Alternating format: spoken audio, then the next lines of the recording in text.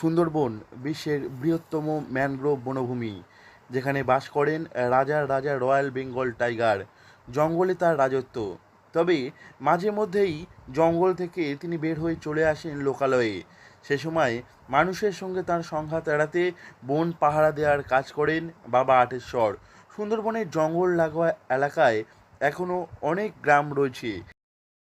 হ্যাঁ, এর আগে বছর 15 আগে একটা বাঘ ঢুকেছিল। হুম। তারপরে বছর 3 আগেও একটা বাঘ ঢুকেছিল।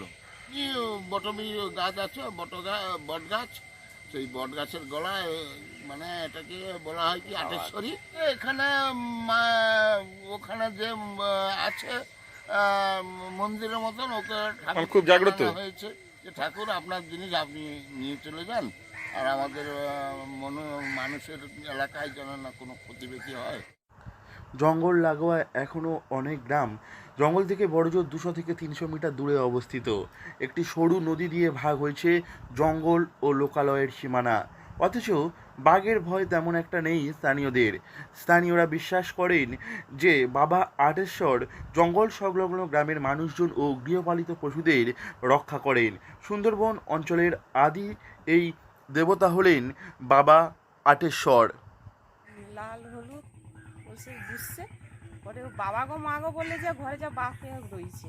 তারপরে মাথায় জল টল ঢেলে আমার মা মেজো ঝি দুলোক করে জল টল ঢেলে তাই খাটের উপরে বুঝকে বলে বাঘ আসছে। তো এই একটা জাগ্রত থান রয়েছে, হ্যাঁ, এখানে পুজো টুজো হয়, পুজো সব করেন। হ্যাঁ, এলাকায় রয়েছে মানুষের যা ভয়, তো বাড়িতে মানে রাজভি তো বাড়িতে পারছি না, এত ভয়। ভগবান কাছে বলো তার জিনিস যেন সে গুছিয়ে নেয়। এটুকুই চাওয়া। সম্প্রতি পাথর প্রতিমার রেল প্লটে একটি বাঘ ঢুকে পড়ে। এরপর গ্রামবাসীরা দ্বারস্থ হয় বাবা আটেশ্বরের কাছে। 8 থেকে 80 সকলেই মন থেকে প্রার্থনা করেন বাঘের হাত থেকে রেহাই পাওয়ার জন্য। এরপর অবিশ্বাস্যভাবে বাঘ আবার ফিরে যায় জঙ্গলে। এখানেই স্থানীয়দের বিশ্বাসের সঙ্গে মেলবন্ধন ঘটে ভক্তির।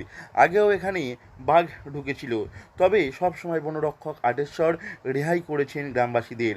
অতীতের পাতা থেকে বর্তমান সমস্ত জায়গায় জঙ্গলজীবী মানুষের বিশ্বাস এভাবেই বেঁচে থাকবে ভবিষ্যতেও। পাথর প্রতিমা থেকে নবাব মল্লিকের রিপোর্ট, লোকাল 18 বাংলা।